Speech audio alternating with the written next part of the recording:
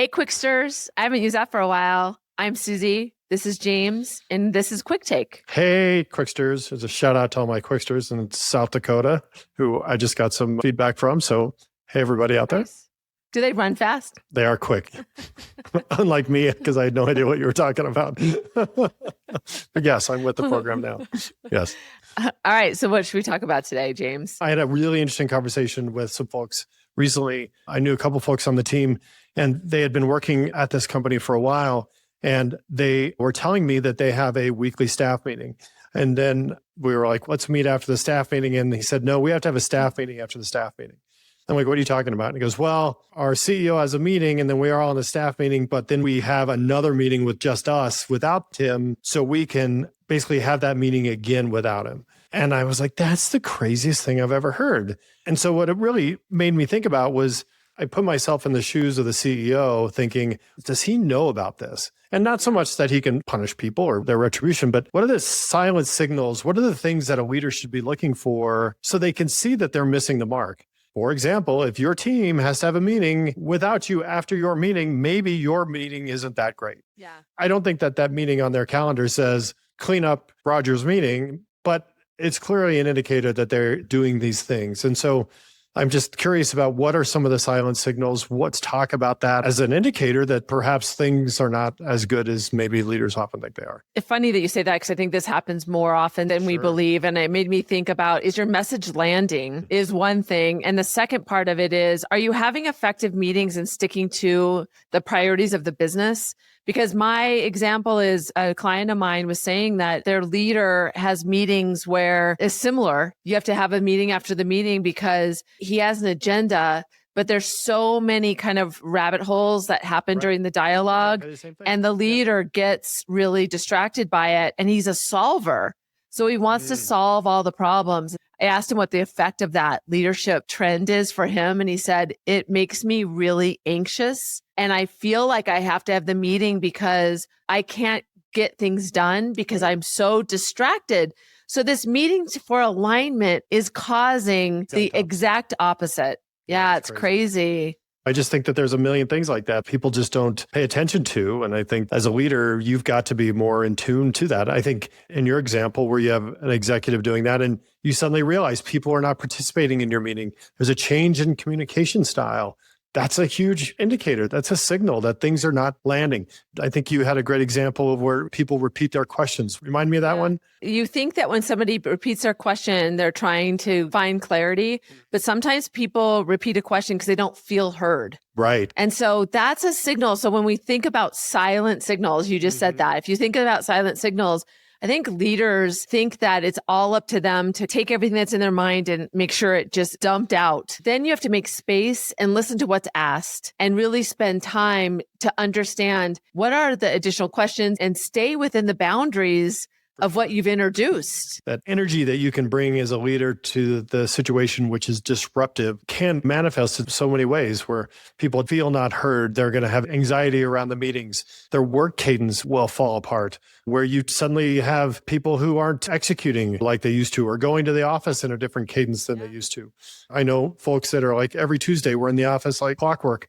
Suddenly that Tuesday thing falls apart. Maybe something's changing that you don't know about. Those are super important things to look out for. And especially because we're under so much pressure right now, stress and pressure, and that just elevates everything from regular cadence, low stakes situations to high stakes, which increases our emotional response, which doesn't leave us objective. And people need that repetitiveness of understanding what is the plan. And they don't want to follow a leader that is so all over the place, that doesn't create stability and doesn't help people feel sure-footed. Do you know that more than 50% of people have reported that they're unclear about what they're expected to do at work? I believe that. That's really fascinating. If you have one thing as a leader, it is that to make sure people are clear on what they should be doing. I mean, that's it. That's really the only thing you are there for. And if 50% of people are not able to do that, that's a wild, wild statistic. The other thing that I heard from a friend of mine who's an expert in listening, she said this, and I can't not hear it anymore, is we learn how to speak. We focus on presenting. We focus on good writing skills, being clear. But do you know what we don't teach? Yeah. We don't teach listening. Yeah, that's wild. And it's funny to think about it like that, because if you're asked, people will be like, there's so much strength and influence. Pay attention to people that just sit back and listen. And they're the ones that aren't trying to prove themselves or jump in there. Chris Voss, in his book about negotiation related to hostage negotiations, say there's 7 people sometimes listening on the phone when there's a one-to-one conversation with the hostage holder. And so that's fascinating to consider, that you can have 7 perspectives on one conversation. That just reiterates the point that you're probably missing some silent signals. That's exactly right. That is so wild. I'm just really struggling with the fact that we don't teach listening. But then the engineer in me is like, all right, how would I teach listening? And I have no idea whatsoever how I would do that. That is a really interesting way to think about it. But let's go back to the silent signals and maybe a couple other good examples. Can you think of a couple things that maybe have come up over in your career that were weird signals that maybe you would not have seen or didn't expect? When you believe you're really clear about the way you want your team to move forward with something, and then like a week later, they're completely doing something different. And that whole mismatch, it is that communication style or what they didn't understand. Right. But those are signals, like pay attention. I was talking to a team this week and I said, good leadership is not just observing to give feedback, but observing to see what it's like to incorporate their leadership or be a audience to your people in the way they're showing up, and not just do it from I'm checking a box, I'm going to go here so I can give them feedback. Be an observer of things to understand the way they're showing up and how they make people feel. No, I think that's a good way to look at it. Ultimately, that's the whole point of the conversation, which is like, there are these silent signals. Put yourself in their shoes. Try to be an observer of you or observer of your behaviors, and look out for the ways that your people are responding to that, because it's very complex. Another example, you wanted me to give an example, is I'm always in a unique position because I have one-on-ones with different levels within the organization. So sometimes I hear both sides to the story. There's one man that I work with whose leader is a woman, and she's been pretty tough on him, and with good reason. And he's gotten really insecure. So he doesn't make decisions on his own anymore. Like his whole behaviors has shifted. Right. And it's really interesting to watch the dynamics around that, because he's apprehensive because of the way that she's been communicating to him. But then when I hear her, she's like, oh, can you believe he's doing it more? To her view, it looks really different than from his view. And so what to do about that, those dynamics on both sides need to think about and reorient about. Does that make sense? Yeah, but it totally makes sense. I just want to pick that example apart a little bit and think about the situation there, that a leader is going out of her way to communicate well to one of their executives, and the behavior that she's getting is exactly the opposite of what she expects. That is the very definition of a silent signal. You said turn left 5 times and they turn right.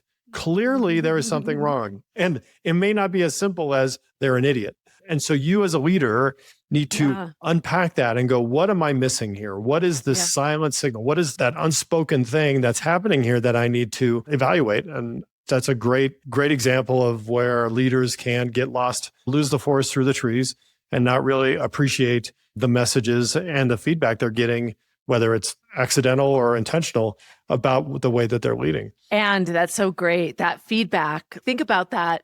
It's really easy for her to go, it's him. It's him. See, it's him. It's him. Right. Where it's like, you need to put a mirror in front of you and realize that your actions are creating that response in him. Oh, it's hard. No, it's wild. And you know what she's thinking? He's thinking, it's her, it's her, it's her. Yeah, exactly. And neither of them, they're going, it's us, it's us, it's us. Yeah. Because it's the two of them. Either one of them individually, it's the two of them together are actually causing the situation. So fascinating stuff. Yeah, I actually heard a woman say, it's not about, when you work with teams in a collective, it's not about the individuals, it's about the core in the middle. It's not just you and this other person. It's also the thing that meets in the middle. There we go. On that note, we will wrap it up today, Susie. Silent signals. Be aware.